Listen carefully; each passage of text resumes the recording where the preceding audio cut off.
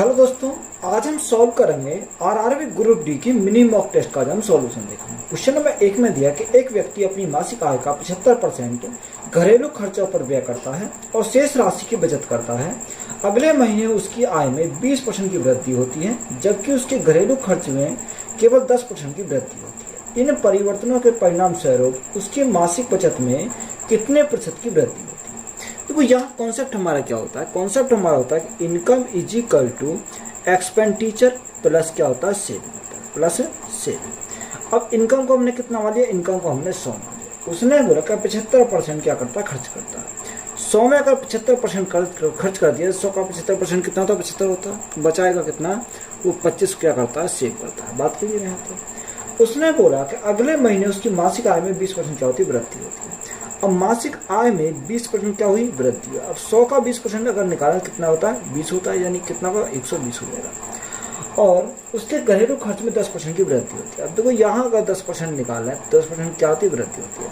तो 75 का 10% निकालेंगे कितना, 7.5 आएगा। तो यहाँ 75 प्लस 7.5 तो कितना हो जाएगा, 82.5 है। कितना, 82.5।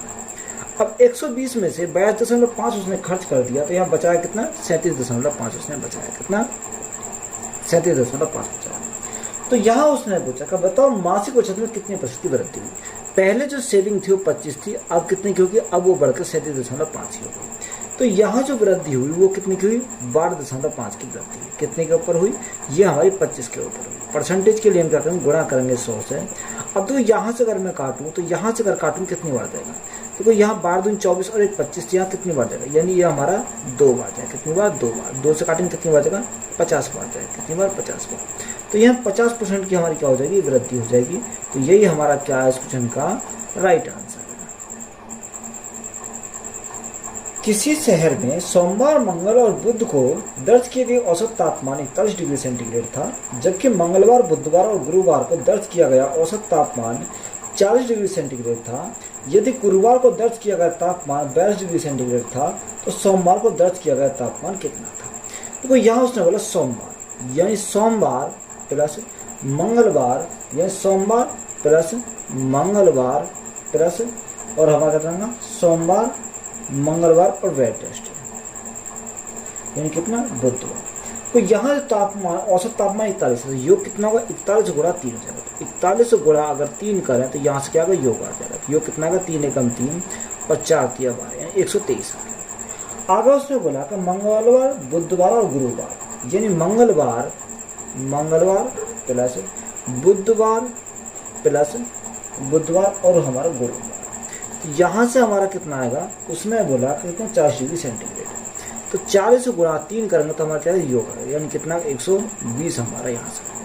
अब देखो अगर मैं घटाता हूँ तो घटाने में कितना मिलेगा, तो ये हमारे माइनस का, ये भी माइनस का, ये भी माइनस का और ये भी हमारा माइनस का आएगा।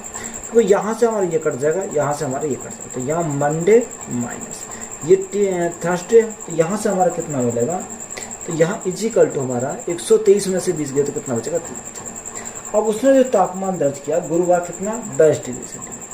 अगर मैं एम की वैल्यू में मंडे की वैल्यू निकालूँ तो यहाँ 42 लग जाएगा, तो प्लस का, तो 42 प्लस 3 कितना हो जाएगा, 42 प्लस 3 तो हमारा 45 हो जाएगा। कितना, 45 डिग्री। तो 45 डिग्री सेंटीग्रेड हमारा क्या है, इस क्वेश्चन का राइट आंसर है। एक कपड़ा व्यापारी देखता है कि 33 मीटर कपड़ा बेचने पर उसे होने वाला लाभ उस कपड़े के 11 मीटर के विक्रय मूल्य के बराबर, ठीक बराबर है। इस जानकारी के आधार पर इस सौदे में उसका लाभ प्रतिशत में ज्ञात करना। यानी अगर मैं 1 मीटर कपड़े की बात करूं तो यहाँ 1 मीटर यानी क्लोथ का 1 मीटर कपड़े का क्या, यानी कॉस्ट, सेलिंग प्राइस, क्या ना, सेलिंग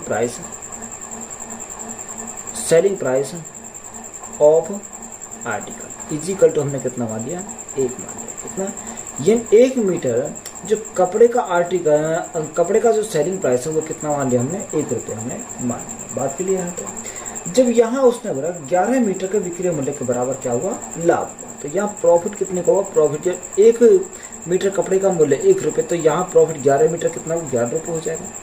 अब देखो यहाँ उसने 33 मीटर कपड़े बेचा, यानी 33 मीटर कपड़े बेचा, तो सेलिंग प्राइस कितना का, 33 दे रखा।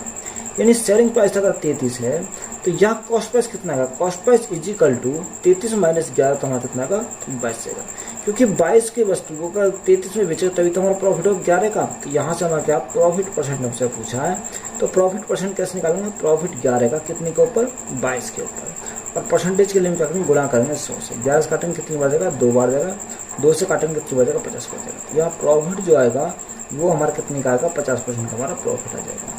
यही हमारा क्या है इस क्वेश्चन का राइट आंसर है।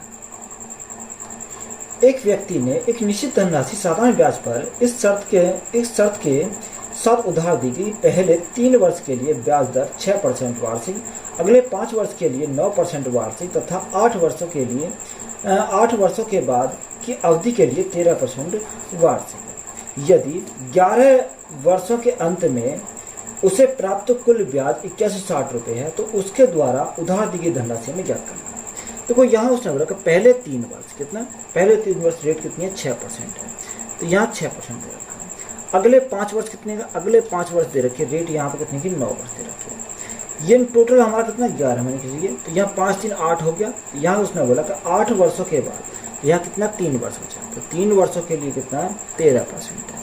तो यहाँ से अगर मैं रेट इन टाइम करता तो मेरे साधारण ब्याज की परसेंटेज वैल्यू आ गई 6 3 18, यहाँ से 18% आ गया, यहाँ से 9 गुना 5 9 पंजे 45% आ गया, और यहाँ कितना 13 3 39% आ गया। टोटल की बात करें 9 और 5 14, 9 और 18 17 17 और 5 17 और 5 कितना को 22, 22 का 2 यहाँ से लगे तो 4 3 7 8 8 और 2 कितना हो 10, 102 हमारा टोटल है, कितना 102 हमारा टोटल है। यहाँ कुल जो ब्याज दे रखा है वो 81 से 60 दे रखा है, 81 से 60 जो है वो कितने की वैल्यू है, 102 की वैल्यू है। हमसे क्या पूछा, हमसे उसने पूछा तो उसके द्वारा उधार दी गई धनराशि हमें ज्ञात करना है, 100 की हमें क्या निकालनी है, वैल्यू निकालनी है। अब 102 से काटेंगे कितनी बार जाएगा, 80 बार जाएगा, कितनी बार 80 बार, 80 गुणा 100, तो यहाँ से हमारा कितना है 8000, तो 8000 हमारा क्या है क्वेश्चन का राइट आंसर है। उसने बोला कि 3 व्यक्ति ABC मासिक आय 7 9 और 12 के अनुपात में है, उनके मासिक खर्च 8 9 और 15 के अनुपात में है। तो यहाँ अनुपात में है, यदि ए प्रत्येक माह अपनी आय का ठीक 1/4 भाग बचाता है तो ABC की मासिक बचत का हमें अनुपात करना है। तो वो 3 व्यक्ति हैं ABC, कितना, एक A है, एक B है और एक क्या है C दे रखा है। उनकी जो मासिक आय है उनका अनुपात कितना 7 9 और 12, 7 9 और 12 हमारा दे रखा है। उसने बोला खर्च का अनुपात, यानी खर्च के अनुपात की बात करें तो खर्च का अनुपात कितना 8 9 15, 8 9 और हमारा कितना 15 हमारा दे रखा है। अब तो यहाँ से हमें क्या करना है, उसने बोला कि ए जो है प्रत्येक माह अपनी आय का ठीक 1/4 भाग बचत करता है, कितना 1/4 भाग। अब देखो 1/4 भाग, अगर 1/4 भाग वो बचत करता है तो 4 हमारा क्या, 4 तो हमारी इनकम है, एक उसने क्या करा सेव करा, तो यहाँ खर्च कितना करा होगा, यानी 4 में से अगर 1 बचाया तो खर्च उसने 3 करा होगा। तो सबसे पहले हम देखो यहाँ एक ही कंडीशन को देखें तो ए को बराबर करना। अगर मैं ए को बराबर करता हूँ तो यहाँ ए में 8 की मल्टीप्लाई करनी पड़ेगी और यहाँ हमें कितनी की मल्टीप्लाई करनी पड़ेगी, 7 की मल्टीप्लाई करनी, तो ये हमारा क्या होगा बराबर होगा। अब इनकम कितनी है, इनकम देखो यहाँ 4 है तो यहाँ 4 मल्टीप्लाई 4 की, यहाँ खर्च कितने का 3 का, तो गुणा कितने से करेंगे 3 से करेंगे, तो 8 गुणा 4 32, तो 32 की मल्टीप्लाई ऊपर करेंगे, कितने की 32 की मल्टीप्लाई, और यहाँ भी 32 की मल्टीप्लाई। अब यहाँ 7 या 21, 21 की मल्टीप्लाई, तो 21 की मल्टीप्लाई गुणा 21 गुणा 21।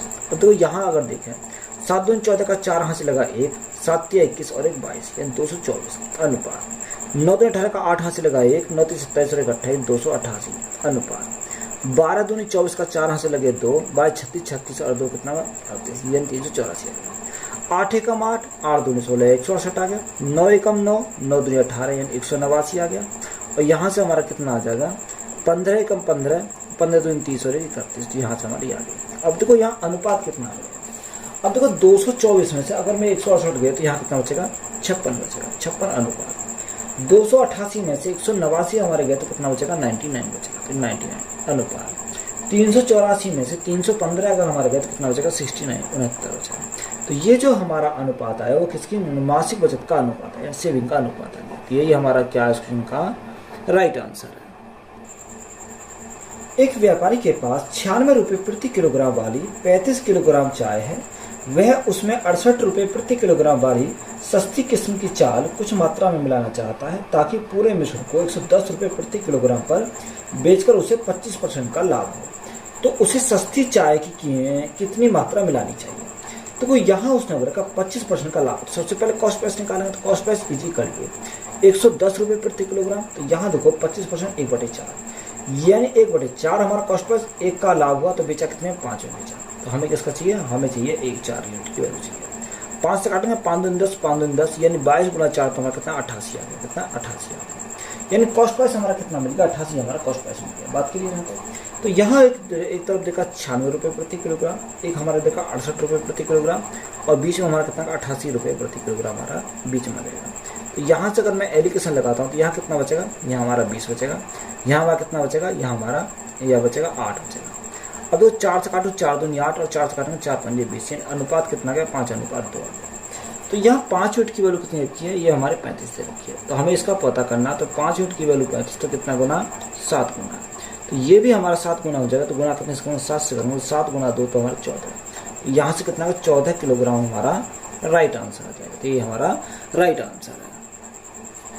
ए और बी मिलकर किसी काम को 10 दिन में पूरा कर सकते हैं। बी और सी मिलकर उसी काम को 15 दिन में पूरा कर सकते हैं, जबकि ए और सी मिलकर उसे 12 दिनों में पूरा कर सकते हैं। तो ए अकेला पूरा काम कितने दिनों में कर सकता है? तो यहाँ ए और बी दोनों मिलकर किसी काम कितने में करते हैं? 10 दिन में करते हैं। बी और सी यानी बी और सी दोनों मिलकर उस कार्य कितने में करते हैं? 15 दिन में करते हैं। और ए और सी यानी ए और सी दोनों मिलकर उस कार्य कितने में करते हैं? 12 दिन में करते हैं।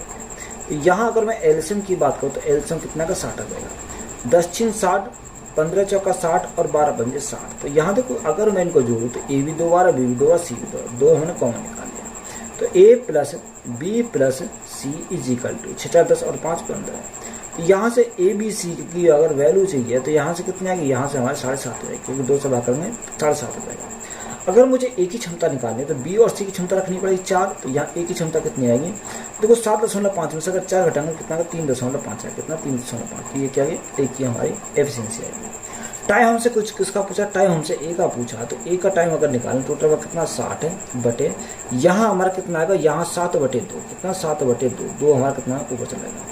देखो 60 दूनी 120, 120 बटे कितना का 7 आ जाएगा। 7 से भाग 7 एकम 7, कितना बचा 5 बचा 77 और 49, 17 से ही 1/7 दिन को से क्या लगेगा?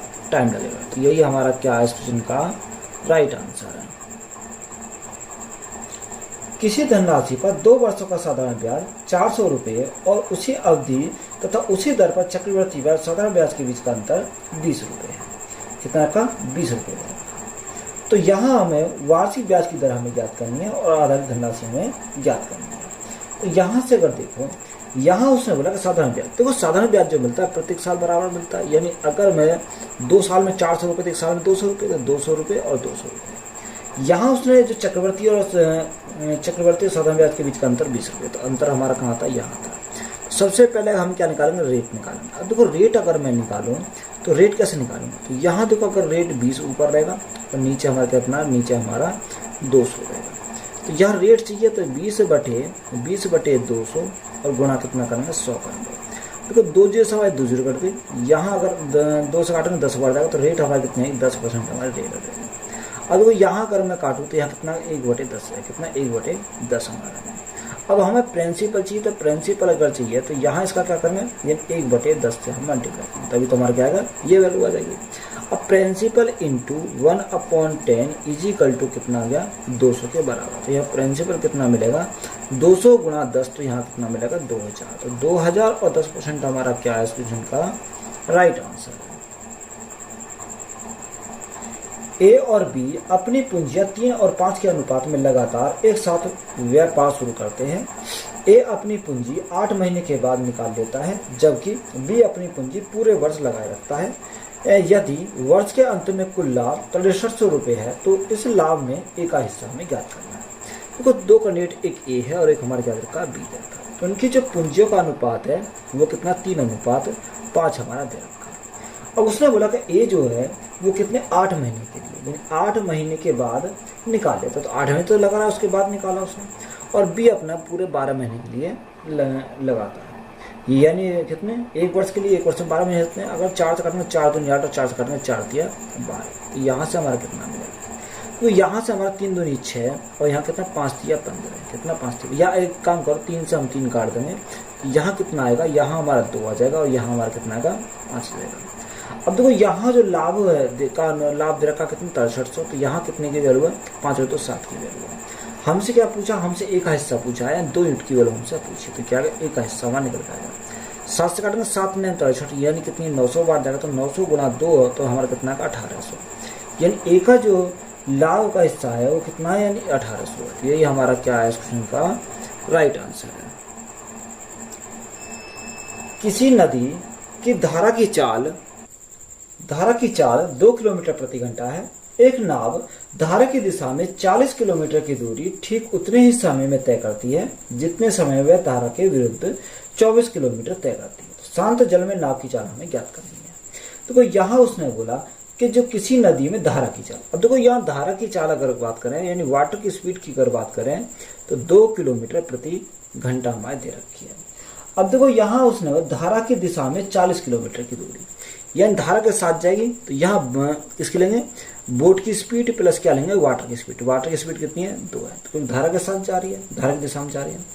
और उसने बोला धारा के विरुद्ध 24 किलोमीटर, तो विरुद्ध जाएगी, तो यहाँ बोट की स्पीड माइनस क्या लेंगे, वाटर की स्पीड, वाटर के स्पीड, यही तो हमें लेनी पड़ेगी।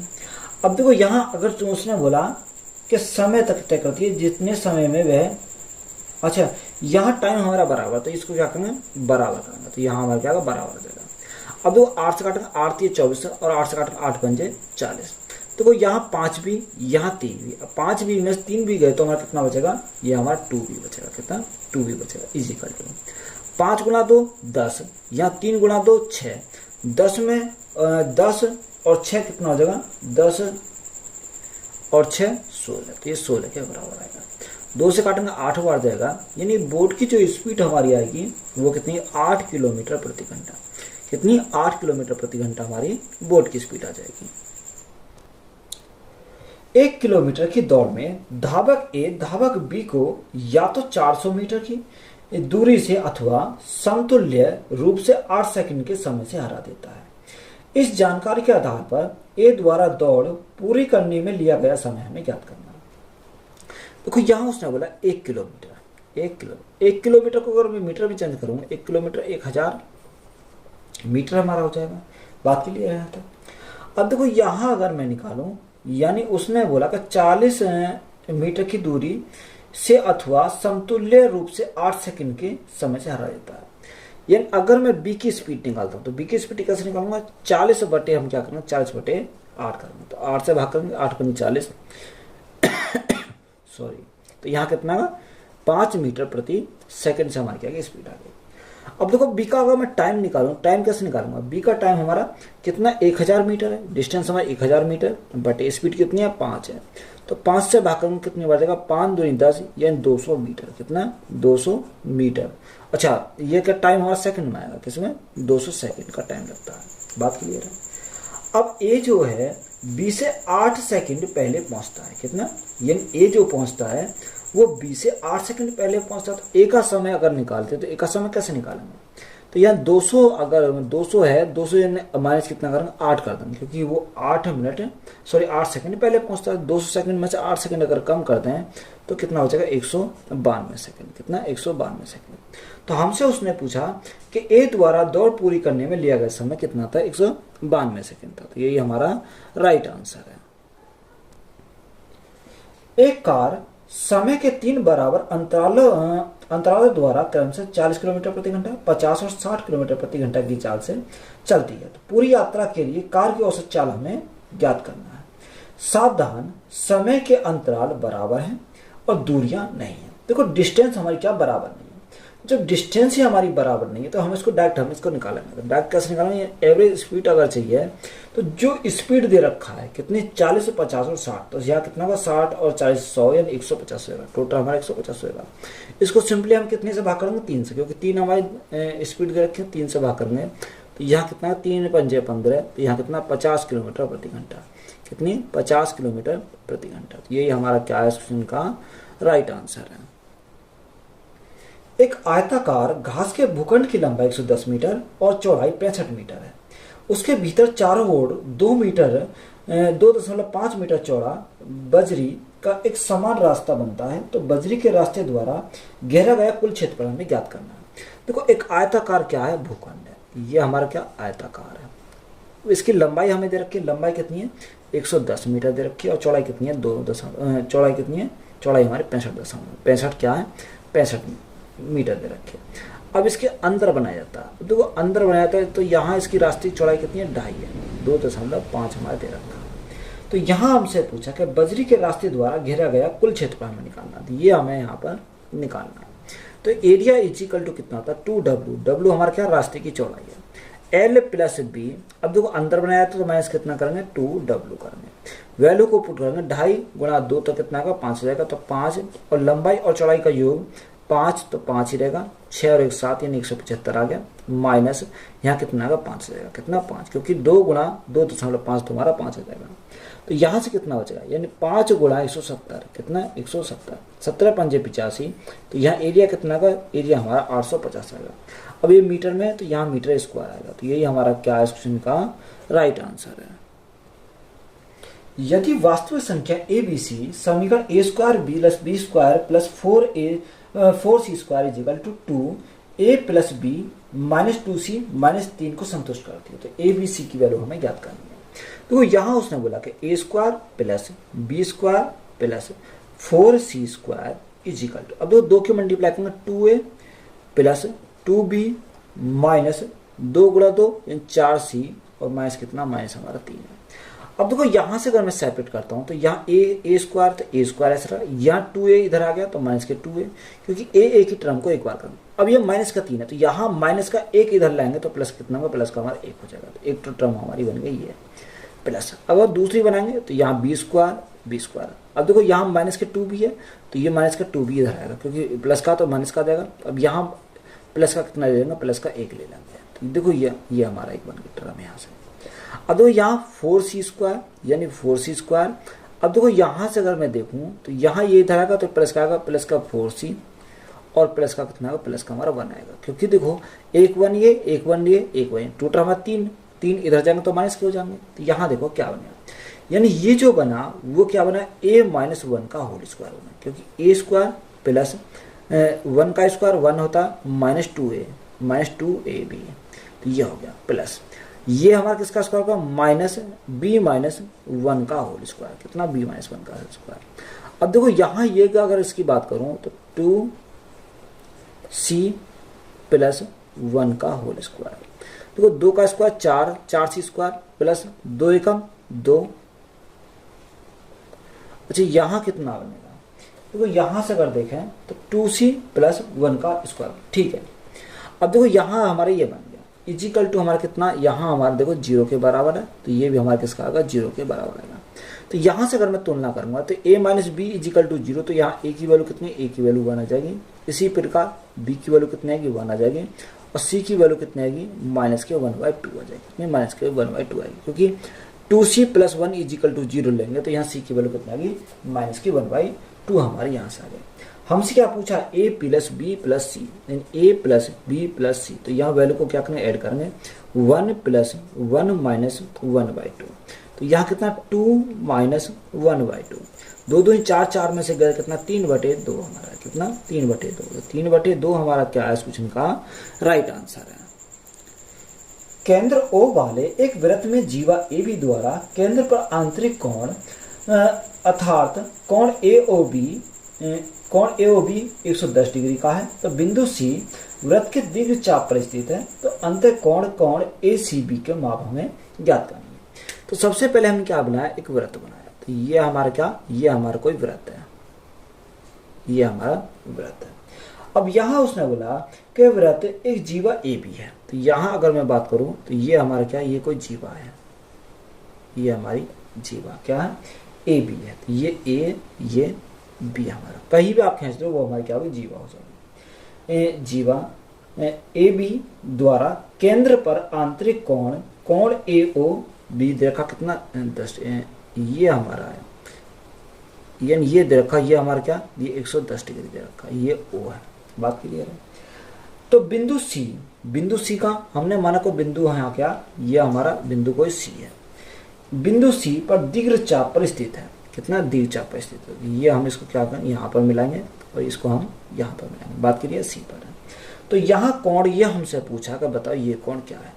यानी अगर मैं निकालूं कोण ए सी बी तो डायरेक्ट हमारा कितना होता है, देखो ये जो सी होगा वो 110 का क्या होगा, आधा होगा, क्योंकि इस पर जो कोण बना होता है वो केंद्र पर बने कोण के क्या होता है, आधा होता है। तो इसका क्या करना है, आधा करना है। तो 110 का आधा हमारा कितना आएगा, 55 आएगा। तो ये हमारा कितना बनेगा, 55 डिग्री बनेगा। तो यही हमारा राइट आंसर होता है। किसी घन का आयतन 2744 घन सेंटीमीटर दिया गया है, तो इस जानकारी के आधार पर घन का कुल पृष्ठ क्षेत्रफल हमें ज्ञात करना है। तो घन का आयतन हमारा कितना होता है, ए क्यूब होता है। तो ए क्यूब इजिकल टू कितना है, 2744 है। कितना, 2744 है। अगर हम 2744 का क्यूब रूट निकालेंगे तो यहाँ से कितना, ए की वैल्यू कितनी, ए की वैल्यू 14, क्योंकि 14 का क्यूब कितना होता है, 2744 होता है। तो यहाँ किसका पूछा है, यानी घन का कुल पृष्ठ क्षेत्रफल पूछा है, 6a² हमसे पूछा। तो यहाँ देखो 6 गुणा a² यानी 14 गुणा 14। तो यहाँ से हम कितना आएगा, यहाँ से हमारा मल्टीप्लाई करेंगे कितना आएगा, 6711 यानी 1176 सेंटीमीटर स्क्वायर है। कितना, सेंटीमीटर स्क्वायर आएगा। तो यही हमारा क्या है, इस क्वेश्चन का राइट आंसर है। यदि न्यून कोण थीटा समीकरण 7 sign square theta plus 3 cos square theta बराबर हमारे किसका दे रखा, 4 को संतुष्ट करा, tan थीटा की वैल्यू हमें निकालनी है। अब देखो यहाँ से अगर मैं देखूँ तो यहाँ क्या आएगा, यानी 7 साइन स्क्वायर थीटा। तो इसको तो रखेंगे ऐसे ही, 7 साइन स्क्वायर थीटा। अगर मैं इसको ब्रेक करता हूँ तो यहाँ देखो कि 3 तो मैंने कॉमन लिखा है। अब कॉस स्क्वायर थीटा कितना लिख सकते हैं, इसको 1 माइनस साइन स्क्वायर थीटा। कितना, sine square theta is equal to हमारा कितना का, 4 आ जाएगा। अब 3 के मल्टीप्लाई करूँ तो यहाँ 7 साइन स्क्वायर थीटा में से 3 साइन स्क्वायर थीटा घटाएंगे, कितना बचेगा, 4 sine square theta. 4 sine square theta plus के कितना, प्लस के 3 इजिकल टू 4। तो यहाँ से 4 sine square theta is equal to कितना आएगा, 1 आ जाएगा। तो यहाँ sine square theta is equal to कितना आएगा, 1/4 आएगा। अब देखो यहाँ से अगर मैं स्क्वायर को हटाऊं तो यहाँ क्या आएगा, अंडर में आएगा। तो यहाँ कितना बनेगा, 1/2। अब देखो यहाँ sine theta is equal to 1/2, sine कितने की वैल्यू होती है, साइन 30 की वैल्यू होती है। कितनी की, यानी 1/2 हमारी कितनी है, साइन 30 की वैल्यू होती है। तो यहाँ थीटा की वैल्यू कितनी है, थीटा की वैल्यू हमारी 30 है। कितनी, थीटा की वैल्यू हमारी कितनी आ गई, 30 डिग्री हमारी आ गई। हमें क्या चाहिए, tan थीटा चाहिए। तो tan थीटा की वैल्यू कितनी है, 30 है। तो tan 30 की वैल्यू हमारी कितनी होती है, तो tan 30 की वैल्यू होती है 1/√3। कितना, 1/√3 होती है। तो यही हमारा राइट आंसर है। क्वेश्चन में बोला योग 3 की पावर 25, 3 की पावर 26 प्लस 3 की पावर 27 प्लस 3 की पावर 28 निम्नलिखित में से किस संख्या से पूर्णतः विभाज्य है। तो 3 की पावर 25 को हमने क्या निकाल लिया, कॉमन निकाल लिया। तो यहाँ क्या बचा, 1 प्लस यहाँ 3 की पावर कितना बचा, 1 बचा, क्योंकि 26 है। यहाँ 3 की पावर कितना बचा, 2 बचा। और यहाँ 3 की पावर कितना बचा, 3 बचा। अब यहाँ से अगर मैं देखूँ तो 3 की पावर 25 गुणा यहाँ कितना का, 1 प्लस 3 प्लस 9 प्लस 27। तो यहाँ से अगर ऐड करेंगे तो यहाँ कितना आएगा, 3 की पावर 25। अब देखो यहाँ कितना आएगा, यानी 29, 36, 36, 39 और 1 40, यानी कितना आएगा, 40 आएगा। यानी 40 को अगर हम ऐसा ब्रेक करें जो इसी की संख्या से कट जाए। तो देखो यहाँ 40 हमारा देखो 2 से कट रहा, और 40 हमारा कितने से कटेगा, 5 से कटेगा। कितना, 2 से 5 से। और यहाँ हमारी एक 3 भी है, तो वह संख्या क्या 3 से कटनी चाहिए, 2 से कटनी चाहिए, 5 से कटनी चाहिए, यानी इनके किसी मल्टीपल से कटनी चाहिए। अब दो ऑप्शन 11 हमारा 5 से नहीं कटेगा, 2 से नहीं कटेगा, 3 से नहीं कटेगा। 16 2 से कट जाएगा, 3 से नहीं कटेगा, 5 से नहीं कटेगा। 25 5 से कटेगा, 2 से नहीं कटेगा और 3 से नहीं कटेगा। अब देखो यहाँ हमारी संख्या 30 ऐसी बची जो 5 से कट रही है, 2 से कट रही है, 3 से कट रही है। तो यही 30 हमारा क्या होगा इस क्वेश्चन का राइट आंसर हो जाएगा। यदि P का मान 99 है, यानी P इजिकल टू हमारा कितना का, P इजिकल टू 99 दे रखा है, तो वास्तविक गुणा किए बिना उपयुक्त बीजगणितीय सर्वसमीका का प्रयोग करते हुए व्यंजक p square plus 3p plus 3 का मान हमें ज्ञात करना है। हमें किसकी वैल्यू निकाली, p square plus 3p plus 3। देखो आप इसको 2 तरीका सॉल्व कर सकते हो, या तो फॉर्मूला द्वारा सॉल्व करो या हम डायरेक्ट इसकी वैल्यू को पुट करेंगे। अब p की वैल्यू कितनी है, 99, तो 99, तो यहाँ 99 का स्क्वायर प्लस 99 गुणा 3 तो 9 30 27 का 7 यहाँ से लगे 2, 9 27 27 2 कितना हुआ 29, 2 57 आ गया प्लस यहाँ कितना का 3 आ गया। अब देखो यह 99 का स्क्वायर हमें पता होगा, तो यहाँ 99 का स्क्वायर अगर देखें तो यहाँ 2 डिजिट की संख्या, तो यहाँ 99 से 1 कम करेंगे तो कितना का 98 आ जाएगा। अब 2 डिजिट की संख्या तो यहाँ क्या लेंगे 0 1 लेंगे, अगर 2 की 3 की आती तो 0 0 1 लेते, तो इस प्रकार हम लेते हैं। यहाँ कितना 297 प्लस 3 तो हमारा 300 आ जाएगा, कितना 300 आ जाएगा। तो यहाँ से अगर देखें तो 99 गुणा, अब देखो यहाँ कितना का यानी 0 1 तो हमारा ऐसी रहेगा, 8 और 3 11 का 1 हाथ से लगा 1 9 और 1 10 9 1 10, तो यहाँ से ये आ गया। अब देखो यहाँ से अगर देखेंगे तो मल्टीप्लाई करेंगे कितना आएगा, यहाँ मल्टीप्लाई 1 2 3 4 5 6, तो यहाँ से ये आ जाएगा। तो यही हमारा क्या है राइट आंसर है। दो घनों के आयतन 1:27 के अनुपात में है। इस जानकारी के आधार पर उनके कुल परिक्षेत्रफल का अनुपात हमें ज्ञात करना है।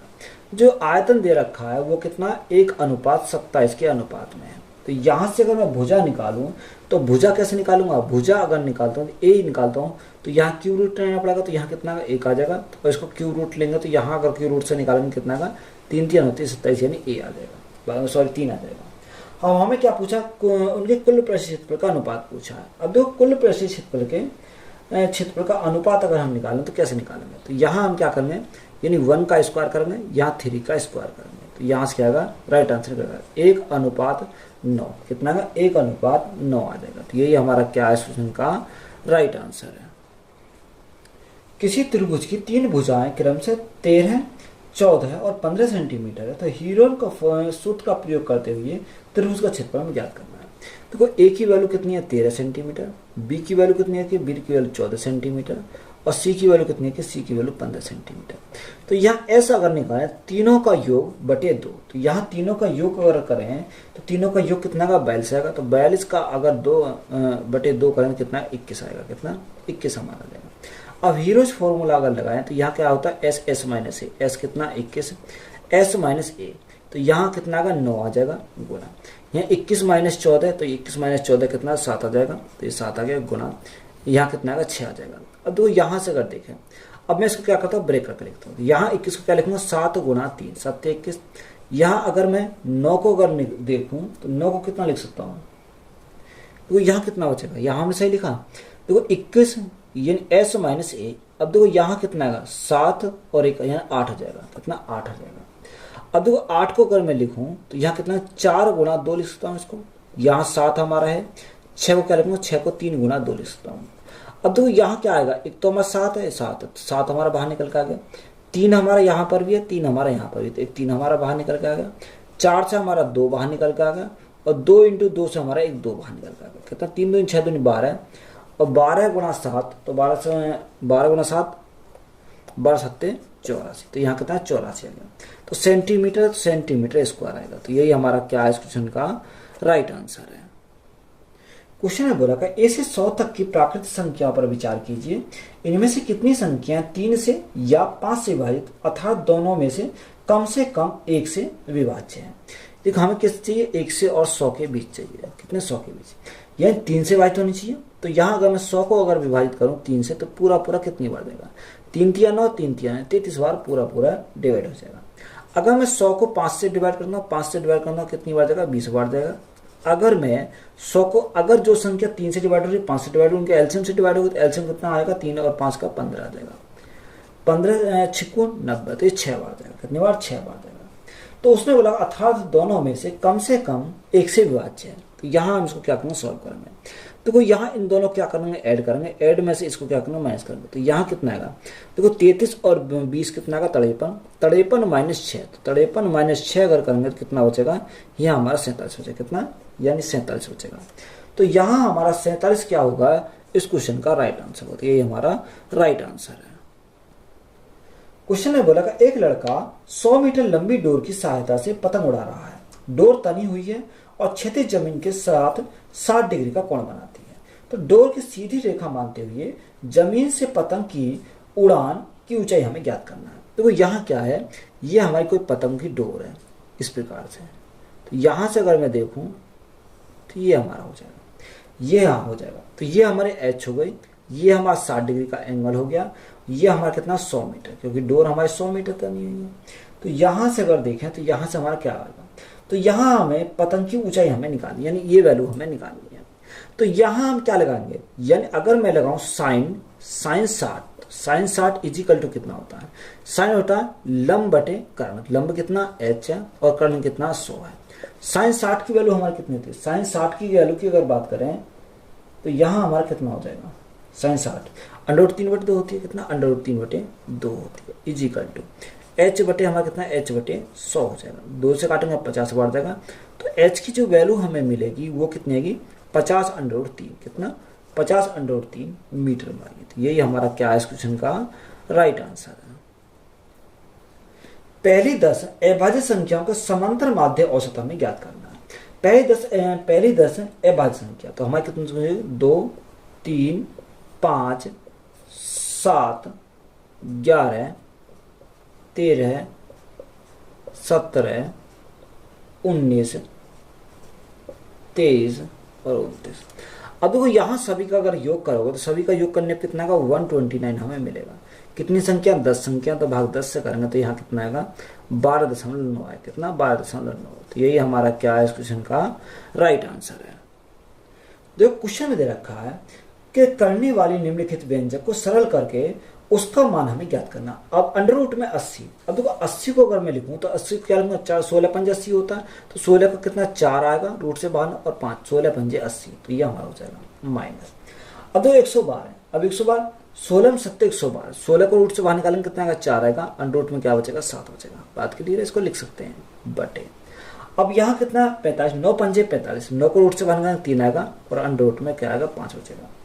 यहाँ माइनस है 63, 9 7 63, 9 को रूट से बाहर 3 आएगा और अंडर रूट में कितना आएगा 7 आ जाएगा। अगर मैं ऊपर से देखूं तो ऊपर से 4 हमारा कॉमन आ गया, तो यहाँ कितना बचा अंडर रूट 5 बचा और माइनस के अंडर रूट 7 बचा। बात क्लियर है। नीचे देखो, नीचे कितना 3 कॉमन ले लिया तो यहाँ अंडर रूट 5 बचा और यहाँ कितना बचा अंडर रूट 7 बचा। देखो ये हमारे आपस में कैंसिल हो गए, तो यहाँ कितना आएगा 4/3 हमारा क्या आएगा राइट आंसर। तो यही हमारा राइट आंसर। तो वीडियो अच्छी लगी, वीडियो को दोस्तों में शेयर करें, चैनल पर नहीं हो चैनल सब्सक्राइब करें, चैनल को सपोर्ट करें। धन्यवाद।